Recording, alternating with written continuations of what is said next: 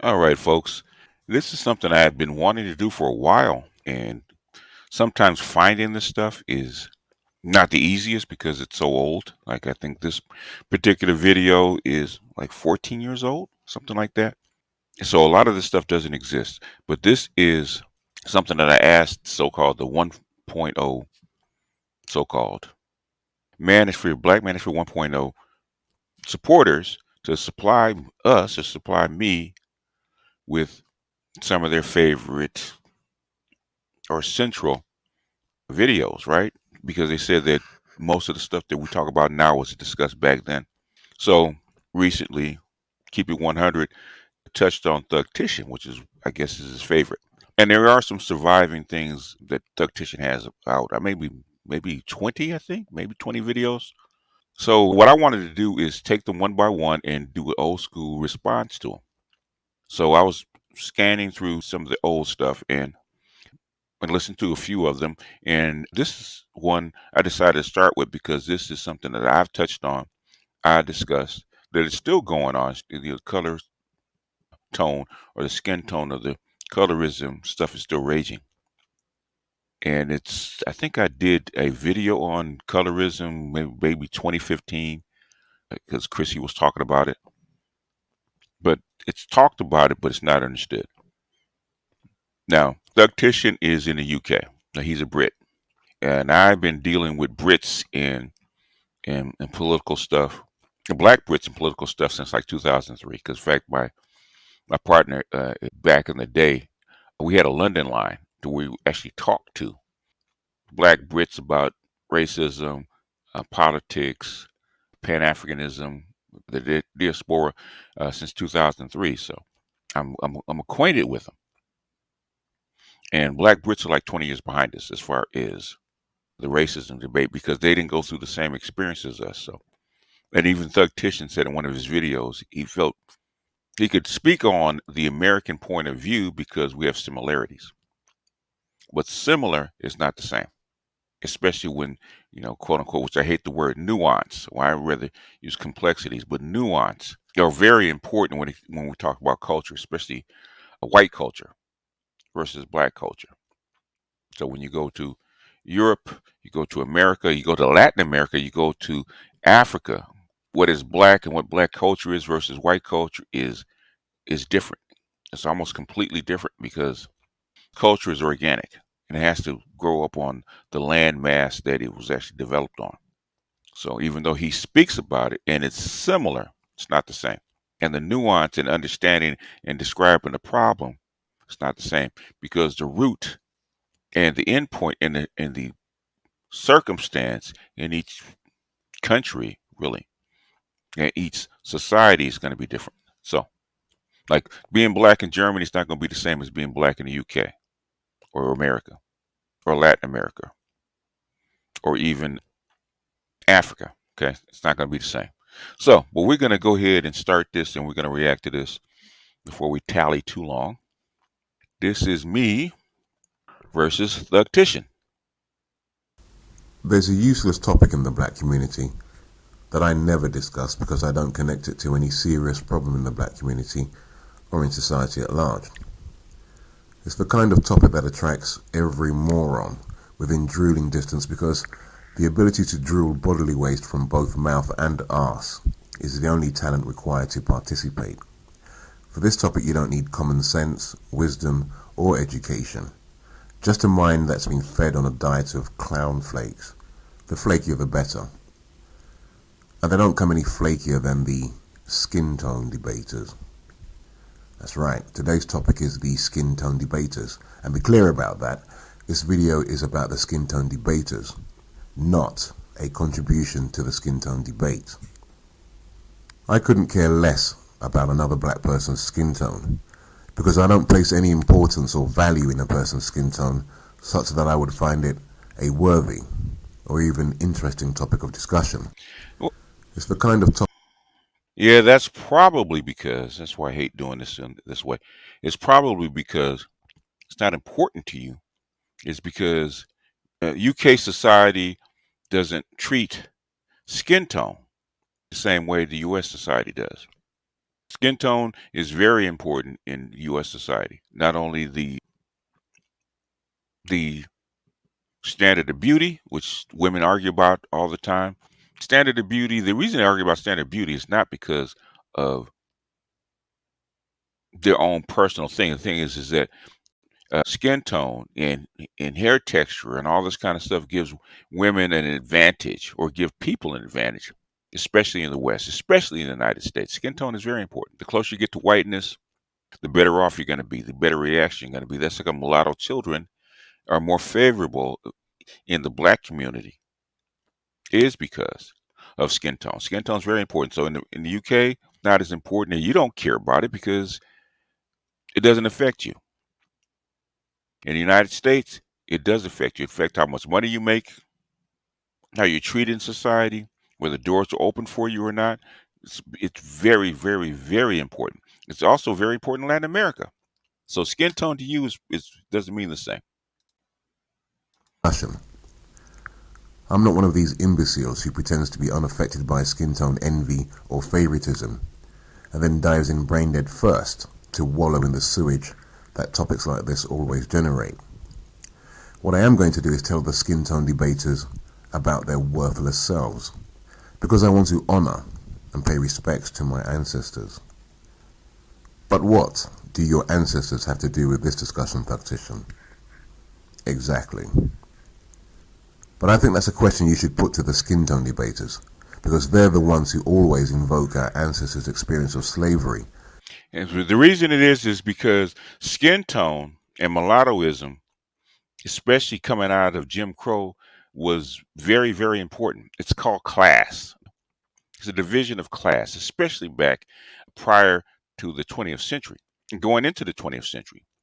I think when I did the video about colorism, right, talked about Chrissy, I actually played a skit, a portion of Spike Lee's School Days, where the treatment and advantages that you get for being lighter skinned by the dominant society is very important, is a symbol of class, is a symbol of how much money you make. It just is. So it's not imbecilic because in the UK it's not as important. It's not as important because the percentage of black people in the UK is maybe like 3%. And the UK has always mixed in foreigners because of its station. The United States, from its beginning, because of its slavery experience, there wasn't there wasn't that kind of slavery in the UK that there was in the United States. Chattel slavery in Europe did not exist. It existed on the continent and in Brazil, where you do see where skin tone does matter, but it didn't exist in the UK, so it's not going to make as big a difference to you. Which is why I don't really like Brits actually commenting on subtle things like skin tone and classism in the United States. To justify their incompetence and trivial obsessions. Every dysfunctional or substandard behavior in the black community is blamed on slavery by the type of trash who agonize, obsess, and hate over skin tone. Ask the skin tone debaters to explain what our ancestors' experience of bondage has to do with skin tone resentments among present day blacks. Is because it's really easy if you think about it, because which is why our culture is not your culture. If your culture was our culture and you understood our culture as far as black people in the slavery experience, you got to understand, okay, black people, 91% of black people were actually bred in the United States. Black women were actually brought over mostly to actually breed and produce children. Now, some of those children were produced to go into the fields, which most were. Those were actually bred by other black slaves. The masses' children, who are the mulattoes who had mixed in with the white class, got privilege. Frederick Douglass was a mulatto. He was taught to read. That's the difference. The historically black colleges were set up so that the descendants or the offspring of the white slave master could go to school, could go to college. It wasn't set up for their darker skin tone people or the lower class black folks at the time. So skin tone is directly tied to the slave experience, as is most of the interaction in our society. Are we still enslaved? No. But the thing is, culture doesn't change in a heartbeat. Look at the UK. A lot of your experiences, a lot of what you believe in, a lot of even the way you do your laws go all the way back to the 15th century, well before the slave experience in the United States. And it still affects your culture. But nobody talks about that. Nobody talks about how stuff like that in the UK, in Brits, between the Scottish and the Irish and what have you, still affects your culture today. Still affects how you speak today. Even your angst with France goes back, what, 800 years? Culture doesn't change that fast. First of all, I don't accept that any of my ancestors were skin tone obsessed. Just as many blacks today are not. Bullshit. Bullshit. Your ancestors are. They still are. In fact, the current black folks down in Africa are skin tone obsessed. Bullshit. Okay. I'm not saying where you're from. If you're from the islands, yes, they are. Bullshit. They were. Bullshit. They still are. Skin tone obsessed. Unless we can find someone intelligent or well read enough to prove me wrong. It is true that many of the values that some of our ancestors adopted in the course of their bondage are very distasteful when looked at with a 21st century mind. But the reason they adopted those values can only be understood when looked at in the context of the time they existed in. Their mindset was conditioned by life in a hostile social environment that brutalized them, where their very humanity was questioned daily. And don't you think they would pass that stuff down to their offspring, to the next generation? How do you think culture gets set and passed down and indoctrinated into the society? Okay? How do you think that happens? That means you don't understand culture, my friend. Any expression of racial pride would have meant instant death. Blacks today are not dealing with anything that even comes close to that experience. We are not confronted with daily challenges to our humanity. We are not treated as property. We are not paraded on auction blocks. We are not subject to exploitation by anyone. Today, nobody but us can define who we are, and neither can anyone but us. It's bullshit. Your society defines who you are, and it still does. Defines who you are as a man, defines as who you are as a woman, defines who you are as a person, defines what class you're going to be in, what doors will open, what doors will close. It does define who you are. Okay? You're in a society. You're not outside of society. Okay? Us. Okay? Trust and believe. You guys, you in the UK are doing the same thing. You can't define who you are. Doesn't work that way. Define the best of who we are. But if you listen to these people, you would think that we still live under the yoke of slavery and are therefore compelled to interact with our social environment in the same way our ancestors did. Today's generation of blacks do not live in bondage, so the constant reference to slavery as a cause of every personal obsession or failure is a damn lie. I say personal failure because not every black person resorts to the slavery excuse. Only those who always search for causes outside themselves to justify their personal incompetence. The same type of fool who blames thugs or so-called deadbeat dads or New World Order conspiracy theories for every social pathology in the black community. The thing is, you got to understand how the structure is built.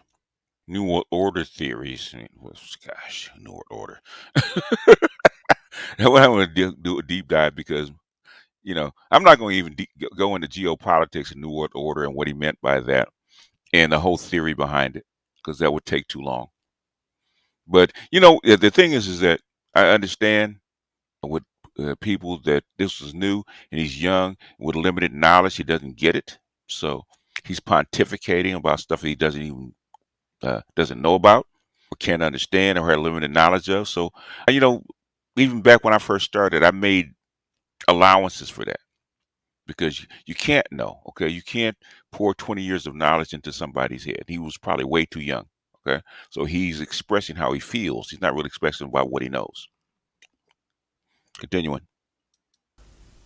You'll always find slavery prominently featured in the repertoire of excuses and blame deflections and condemnations of others among this type.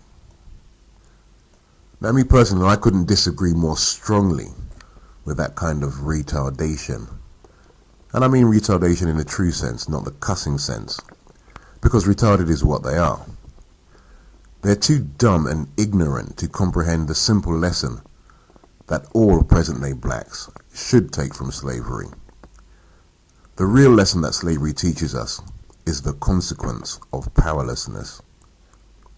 Our ancestors whisper to us, "Don't let this happen again." Isn't that what the Jewish people say? Never again.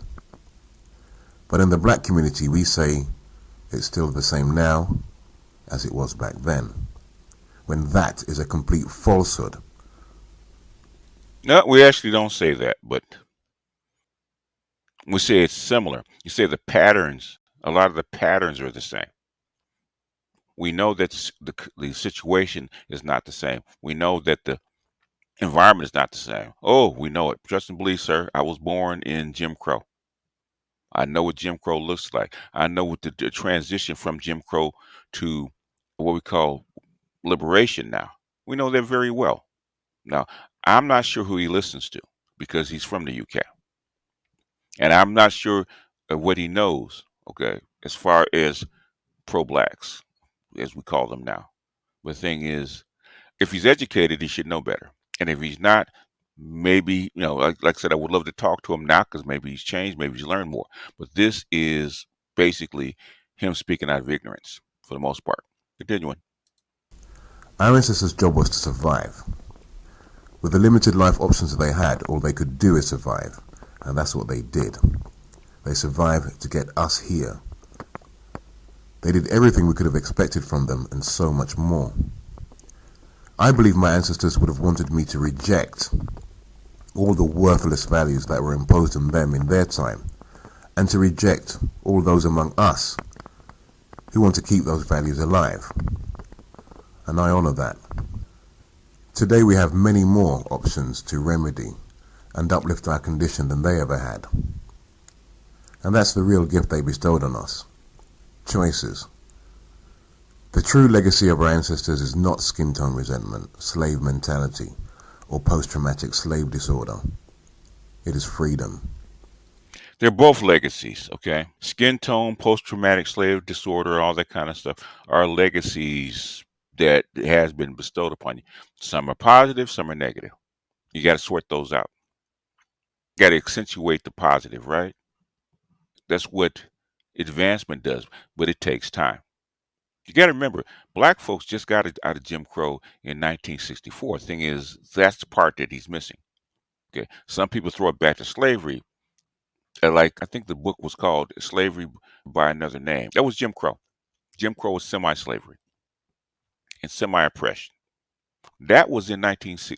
That was legally eliminated in 1964, 65. Right? Socially, you talk about another 20 years, probably another 30 years, socially. So we're just starting to creep out of the social system, the social legacy of slavery. We just starting to creep out of that. But the thing is, like I said, he's young, so you got to give grace to young people. Freedom to be who we want to go where we want to love who we want to love, and to celebrate who and what we are, regardless of the shade of our complexion. We can choose how we deal with the challenges of the future. We can choose to obsess about skin tone, and we can choose not to. We can do many things that our ancestors could never do. It is an insult and a diminishment of all they suffered on our behalf to claim that our ancestors' experience of slavery is the cause of our present-day malaise, because what you're really saying is that their suffering was for nothing and accomplished nothing. Well, you are wrong. And not really. No, their job was to survive and push their children out into the next. generation, and they've done their job. My great grandmother was just out of slavery. I remember her. My grandmother was deep into Jim Crow. My mother was an adult when the transition came. I was a child of the transition. We just went through the transition. Culture does not change as fast as people think it does. It's not internet speed. Now, this brother is in the UK.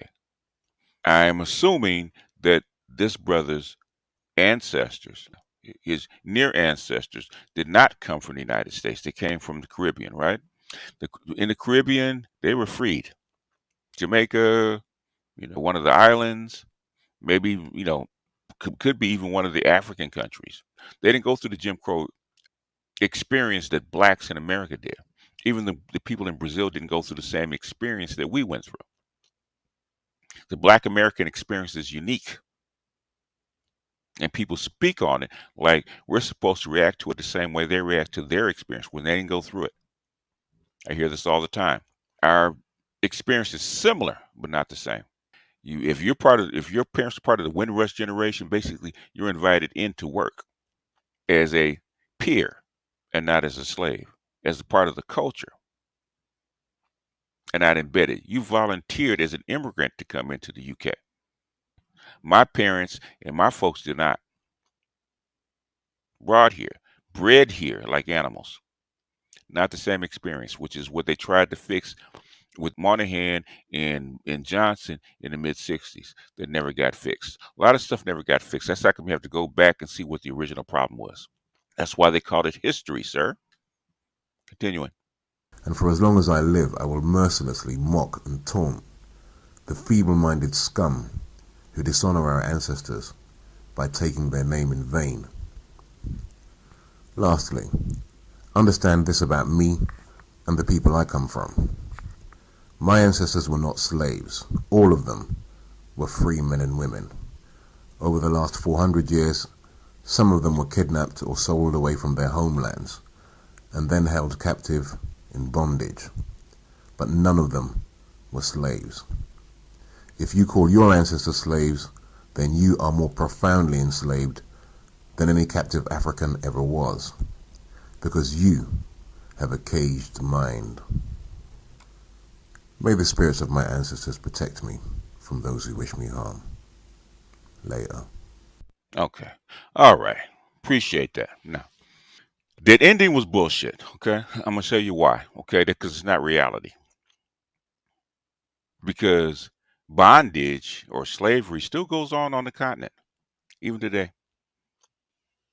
You were sold into a system and basically taken advantage of.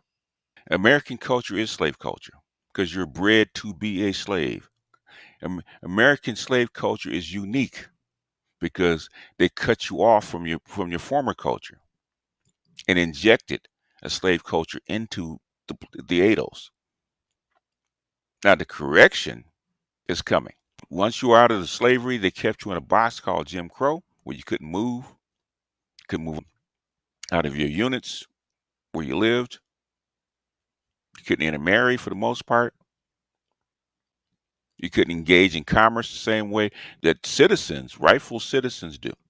See a lot of that in India, what they call the Dalits or the Untouchables. That still goes on. Been going on for 1,000 years. And we're supposed to correct that in 50? Calling a thing by its proper name is not a slag. It's not disrespect. It's called history. If you're bred to be a slave, you're bred to be a slave. The ones that were sold out into bondage, they died off.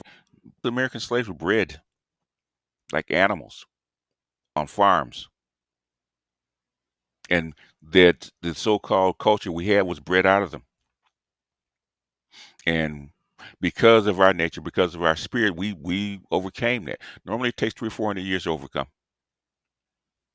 So these prejudices do not get bred out. Look at Armenia and look at Turkey. It's still going on for hundreds of years. Look at the Kurds in the Middle East. For maybe thousands of years, still goes on. This stuff doesn't get bred out. It's called culture.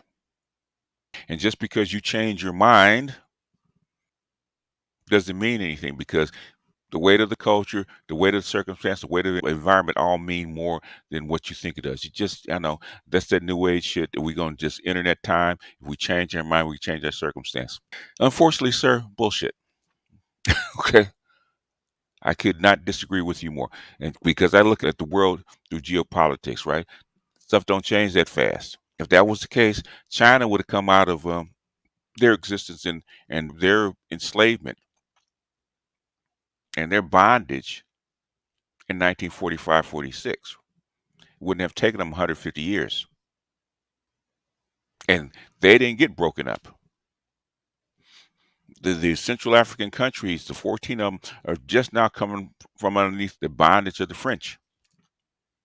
And they have their own countries, their own leadership, their own people. The French are not sitting on the ground with a yoke to their neck. But yes, the thing is, they have a yoke to their neck even worse than we have in America. It's the way culture works. So don't give me that shit about slaves. Don't give me that wordplay. Call the thing what it is. Call the thing what it is. Find out what happened to you. Correct your mistakes. Build upon the knowledge and move on. That's what I believe. And I mean, as a proud Pan African as you'll find. Trust and believe. While you were commenting on skin tone debaters, I was doing the real shit. The real shit on the ground. So, anyhow, that's all I got for this one. We're 30 minutes in, right on time. This is me versus Thugtician Part 1. I started with this one because I thought this was most cogent, and this is something that I have talked about, debated about, dug into it historically, picked it apart. And no slight to him because he's a Brit, he's a UK, he doesn't understand it. So I will give him a pass on this one. I don't expect him to know. But the thing is that the people that follow him in the United States should know better. That's my thing because they know better. They grew up in it. So they should have more intelligence to actually be able to listen to his words and critique what he's saying. Well, with that, I'm going to jump off of here and I'll see you guys next time. Peace.